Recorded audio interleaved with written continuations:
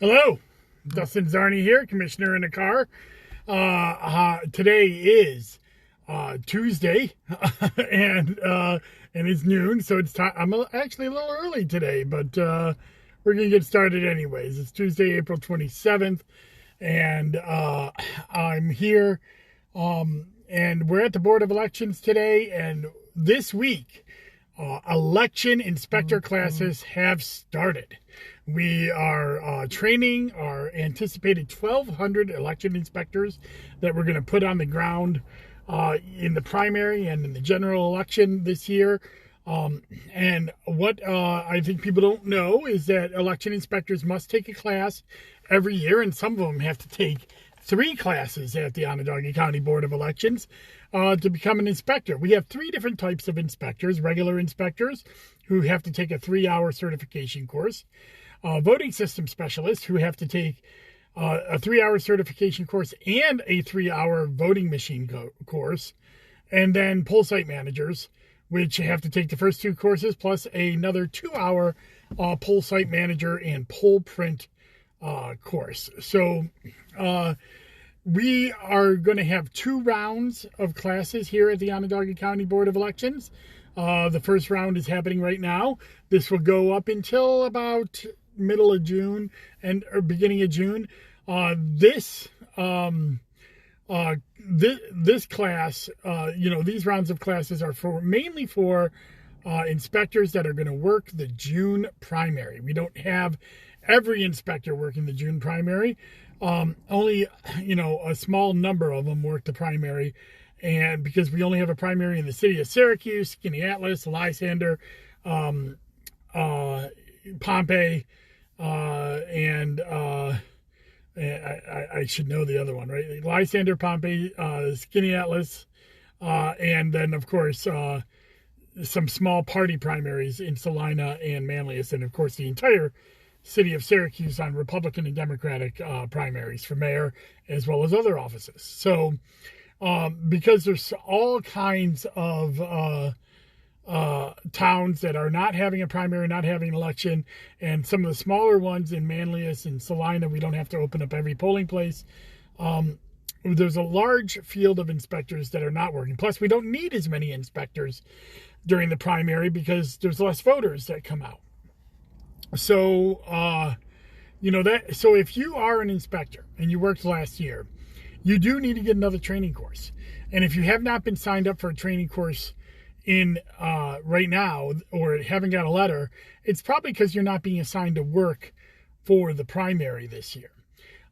So if you're interested, and make sure to give us a call at 435-VOTE and ask for the election inspector department. They'll make sure that you're going to be ready to get a letter for classes in for the November election. Those classes will probably start mid to late July and run until mid-September. So we'll have classes going nonstop through the summer to get ready for the general election. And you only have to take your class once a year. So if you're taking a class before the primary, you don't have to take a class again until next year. So, you'll be set to work for the rest of the year. Now, we do have part-time availability for election inspectors, but it's very rare. And we have about 20 for the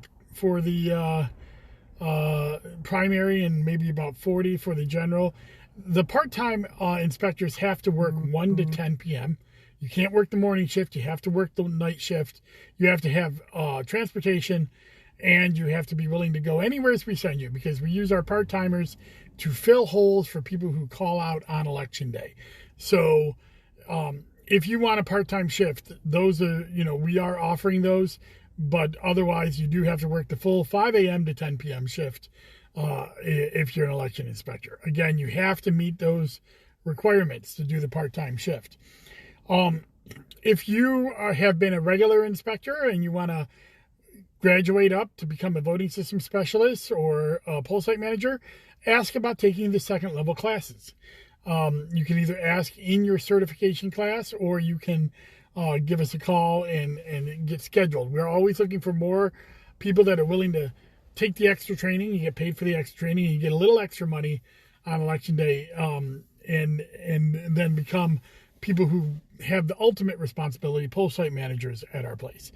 Our election inspector department has gone through a myriad of changes over the last few years as we've adjusted to how we do elections now, as opposed to how we did elections before early voting, before electronic poll books, before even the scanner machines. Sometimes we were doing elections the same way as the lever machines. So, so our training has been, I've actually been very involved in the training and development of the training courses here in Onondaga County for the last 2.5 years, as we've transferred into new technology and also, of course, dealing with COVID. So that's been a concern and something that we've been working on quite a bit. Also wanted to highlight today, if you want to be an inspector, give us a call, 315-435-VOTE, or go to onvote.net and look at the election inspector tab, and you can find out information about how you can sign up for a course if you haven't already done so. Finally, today I want to talk about my op-ed that was published yesterday in the Syracuse.com. I published an op-ed calling on Onondaga County to provide more resources for elections. And I wanted to show just how dire the situation is here in Onondaga County with that op-ed. So I provided some statistics in there showing that we are not just understaffed. We are the worst staffed full-time workers to voter ratio in the state. And I've made the case that Onondaga County should use some of the the money that they got from the federal government, $89 million, plus $20 million in, $20 million in surplus from last year, to restore our budget to the level that was agreed upon by us and the county executive. The county legislature took out $200,000 out of our budget, citing the dire budget situation, and then a couple months later we found out we had a $25 million surplus. So we need that money. We're going to end up spending that money anyways, because we have an obligation to the voters, and so we're calling on Onondaga County to restore that money in our budget. I'm also further calling on Onondaga County in future budgets to add 4 full-time workers to our board. We have no-fault absentees, increased registration. Our registration has increased by well over 300% over the last couple of years in terms of forms that have come in. Absentees have increased by over 500% and will continue to increase as we go into no-fault absentees. And even if we add those 4 full-time workers, which is a increase of about 25% of our workforce here at the Board of Elections, we still would be the worst staffed in the state. But we have an incredible dedicated staff, and we operate very efficiently here at the board. And adding those 4 places will allow us not to work 12-hour days to get the election done and risk, failure, and also the human cost of all those hours, on our bodies, on our home lives. And also on the budget, because all those hours are overtime as well. So these are mandates that we have to get done for every election. We saw what happened out in Oneida when those mandates were ignored because of lack of resources. So we really need those resources here in Onondaga County. And I'm also calling on us to expand our early voting sites. We have currently done the bare minimum, the last 2 sessions, 6 sites. I'm going to call for 10.